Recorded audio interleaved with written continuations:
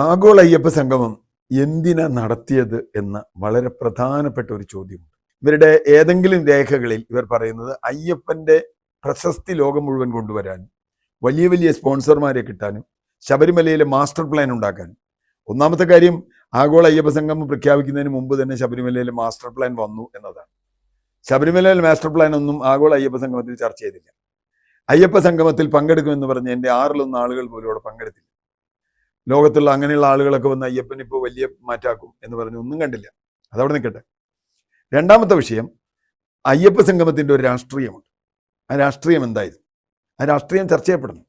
കാരണം വെള്ളാപ്പള്ളി നടേശനും അല്ലെങ്കിൽ സുകുമാരൻ നായരും NSSും SNDP ഒക്കെ വന്നു. കേരളത്തിലുള്ള സംഘടനകൾ. പക്ഷേ UP മുഖ്യമന്ത്രി ആദിത്യനാഥിൻ്റെ സന്ദേശം അവിടെ വായിച്ചു. മറുപടി പറയേണ്ടി വരും. ആഗോള സംഗമത്തിൽ രാഷ്ട്രീയമായി മറുപടി പറയേണ്ടി വരും. അതൊരു വശം. പിന്നെയാണ് അതിൽ അഴിമതിയുമായി ബന്ധപ്പെട്ട വശം. ഇപ്പം എന്തൊക്കെയോ കണക്ക് കേൾക്കുന്നുണ്ട്. ഹൈക്കോടതിയിൽ കൊടുത്തിട്ടുണ്ട്. ഹൈക്കോടതിയുടെ പ്രത്യേക കമ്മീഷൻ ഹൈക്കോടതിയിൽ കൊടുത്ത കണക്കാണ് വാർത്തകളായി വരുന്നതെന്നാണ് മനസ്സിലാവുന്നത്. നമ്മൾ ഈ നേരിട്ട് കണക്കൊന്നും കണ്ടിട്ടില്ല.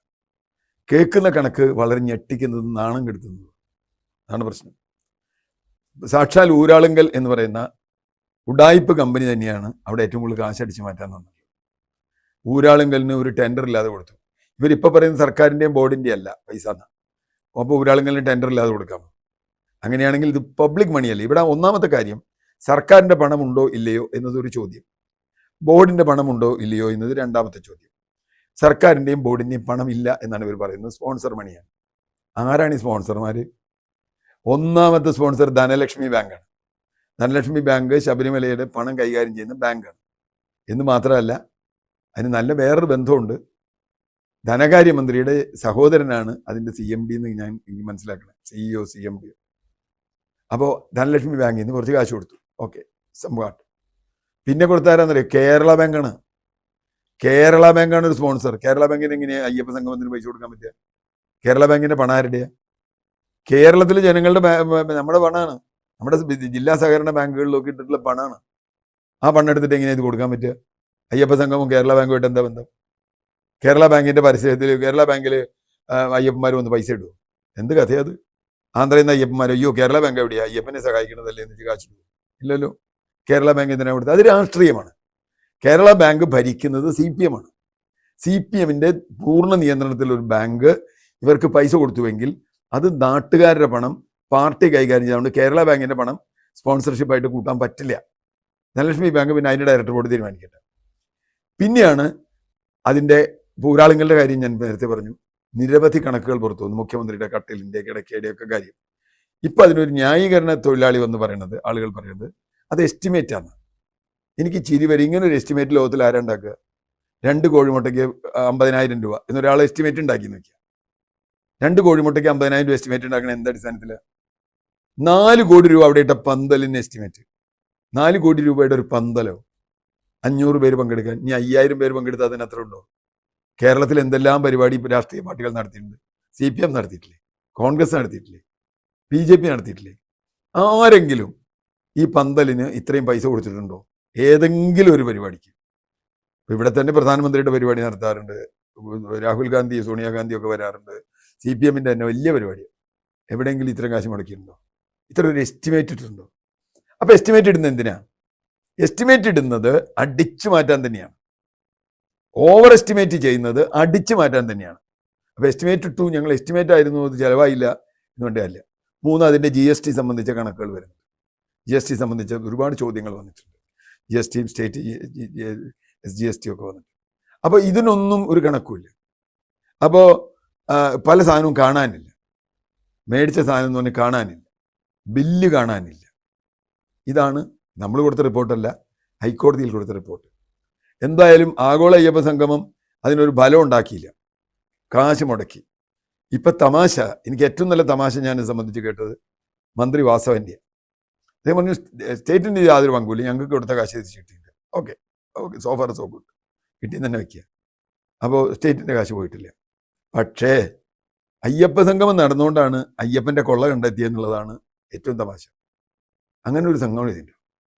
കഴിഞ്ഞ കുറേ വർഷങ്ങളായി ശബരിമലയിൽ നടക്കുന്ന കൊള്ള, അത് ഏത് പാർട്ടിയുടെ കീഴിലാവട്ടെ, എന്തായാലും കഴിഞ്ഞ 10 വർഷമായിട്ട് ഭരിക്കുന്നത് ഇവരാണല്ലോ.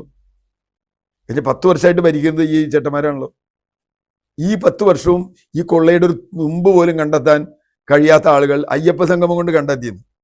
യഥാർത്ഥത്തിൽ അയ്യപ്പ സംഗമത്തിന്റെ ഭാഗമായി വന്നതാണ്. അയ്യപ്പ സംഗമത്തിന്റെ ശോഭ കെടുത്താൻ വേണ്ടി ചെയ്തു. എന്തൊക്കെയാ പറഞ്ഞ്? അയ്യപ്പ സംഗമത്തിന്റെ ശോഭ കെടുത്താനാണ് ഈ ആരോപണം വന്നതെന്നാണ് അന്ന് മന്ത്രി പറഞ്ഞത്, മുഖ്യമന്ത്രി പറഞ്ഞത്. ഇപ്പൊ എന്താ അയ്യപ്പ സംഗമത്തിന്റെ ശോഭ പോയോ? ഇപ്പൊ അയ്യപ്പ സംഗമത്തിന് ഇനി എന്തെങ്കിലും ശോഭയുണ്ടോ? അയ്യപ്പൻ അവിടെ ഉണ്ടോ എന്നാണ് ഇപ്പോൾ ആള് ചോദിച്ചുകൊണ്ടിരിക്കുന്നത്. അയ്യപ്പനെ അടിച്ചു മാറ്റി വന്നു. ഇരിക്കുന്നത് ഡ്യൂപ്ലിക്കേറ്റ് അയ്യപ്പനാണോ ശരിക്കുള്ള അയ്യപ്പനാണോ എന്നാണ് വിശ്വാസികളുടെ ചോദ്യം. എൻ്റെ ചോദ്യം വിശ്വാസികളുടെ അല്ല. എൻ്റെ ചോദ്യം വളരെ ലളിതമായ ചോദ്യമാണ്. ഒരു പൊതു സ്വത്താണ് ദേവസ്വം ബോർഡിന്. ഈ സ്വതന്ത്ര സ്ഥാപനമാവട്ടെ, ദേവസ്വം ബോർഡിന്റെ സ്വത്ത് സംരക്ഷിക്കാൻ ദേവസ്വം ബോർഡിന് ഉത്തരവാദിത്തമില്ലേ? ആരാ ചെമ്പ് സ്വർണ്ണം എന്നൊക്കെ എഴുതി കൊടുത്ത ആരാ അതിന്റെ കാവൽക്കാരായിരുന്നേ? ഇപ്പോ കൊടിമരത്തിന്റെ കാര്യം വരണ്ടേ? ചെയ്തോട്ടെ നീ. കൊടിമരത്തിന്റെ കാര്യത്തിൽ എന്താ സംഭവിച്ചതെന്ന് വെച്ചാൽ ചെയ്യട്ടെ. പക്ഷെ അതിനു മുമ്പ് ഈ ഗവൺമെന്റിന്റെ കാലത്ത് ഇപ്പൊ ഈ ദ്വാരപാലകനും വാതിൽപ്പാളിയും വന്നപ്പോ കൊടിമരം വരണതിന്റെ കാര്യം എന്താ? കൊടിമരം വന്നോട്ടെ. കൊടിമരം കട്ടണമെങ്കിൽ അതിൽ കളവ് നടത്തിന് അയാൾ പിടിക്കണം. നീ അത് ഏത് നേതാവായാലും പിടിക്കണം. ഇപ്പോ കുറ്റപത്രമില്ല, ശബരിമലയിൽ കുറ്റപത്രമില്ല. അപ്പൊ എന്താ വെച്ചാൽ ഇനിയിപ്പോ ശബരിമല ഇലക്ഷൻ കാലത്തൊന്നും ഒരു വിഷയമാവാൻ പോണില്ല. കാരണം എന്താ വെച്ചാൽ വാസു ഇറങ്ങി, ഇനിയിപ്പോ നാളെ പത്മകുമാറും ഇറങ്ങും. CPM ആരും ജയിലിലുണ്ടാവില്ല. കുറ്റപത്രം കഴിഞ്ഞ് ജാമ്യം കിട്ടിയാൽ പിന്നെ കുറ്റവാളിയല്ലല്ലോ നമ്മുടെ നാട്ടിൽ. ജാമ്യം കിട്ടിയൊക്കെ കുറ്റവാളി അല്ലെങ്കിൽ പിന്നെ രാഹുൽ മാങ്കൂട്ടം പോലും കുറ്റവാളിയല്ല. അയാൾ ക്രൂരമായ കുറ്റങ്ങൾ ചെയ്തിട്ടുള്ള ആളെന്നാണ് പറയണത്. പക്ഷെ അയാൾ ഇപ്പൊ കുറ്റവാളിയല്ല. കാരണം അദ്ദേഹത്തിന് ജാമ്യം കിട്ടിയിട്ടുണ്ട്. എന്ത് ചെയ്യാൻ പറ്റും? അപ്പോൾ പ്രശ്നം ഇത് തെരഞ്ഞെടുപ്പ് വരെ നീട്ടിക്കൊണ്ടുപോവുക. അതിന് ഉള്ള ഒരു തരികടയായിരുന്നു ആഗോള അയ്യപ്പ സംഗമം. ഇപ്പൊ കയ്യോടെ പിടിക്കപ്പെട്ടാൽ ഇനിയിപ്പോൾ എന്താ ചെയ്യേണ്ടതെന്ന് അറിയില്ല. കള്ളക്കണക്ക് എന്തെങ്കിലും ഉണ്ടാക്കി ഇന്ന് 17-ാം തീയതി ആകുമ്പോഴേക്കും എന്തെങ്കിലും കണക്കുണ്ടാക്കി കൊടുക്കുകയായിരിക്കും. അതിന്റെ കണക്ക് അവസാനം വരൂ എന്നറിയില്ല. ഈ എസ്റ്റിമേറ്റാന്ന് പറഞ്ഞ് മനുഷ്യനെ പറ്റിക്കരുത്. എസ്റ്റിമേറ്റ് എന്ന് പറയുന്നത് ഒരു തലയ്ക്ക് വെളിവുള്ളവരിടുന്ന സാധനമാണ്. അല്ലാണ്ട് 2 കോഴിമുട്ടയ്ക്ക് 50,000 രൂപ ഇടുന്നത് ഒരു എസ്റ്റിമേറ്റേ അല്ല.